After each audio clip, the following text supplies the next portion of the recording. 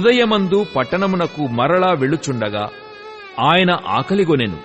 అప్పుడు త్రోవ ప్రక్కను ఉన్న ఒక అంజూరపు చెట్టును చూచి దాని యొద్దకు రాగా దానియందు ఆకులు తప్ప మరేమియూ కనబడలేదు. గనుక దానిని చూచి, ఇక మీదట ఎన్నటికినీ నీవు కాపు కాయకుందువుగాక అని చెప్పెను. తక్షణమే ఆ అంజూరపు చెట్టు ఎండిపోయెను. శిష్యులది చూచి ఆశ్చర్యపడి అంజూరపు చెట్టు ఎంత త్వరగా ఎండిపోయెనని చెప్పుకొనిరి. అందుకు యేసు, మీరు విశ్వాసము గలిగి సందేహపడకుండిన ఎడల ఈ అంజూరపు చెట్టునకు జరిగిన దానిని చేయుట మాత్రమే కాదు, ఈ కొండను చూచి నీవు ఎత్తబడి సముద్రములో పడవేయబడుదువుగాకని చెప్పిన ఎడల అలాగు జరుగునని మీతో నిశ్చయముగా చెప్పుచున్నాను.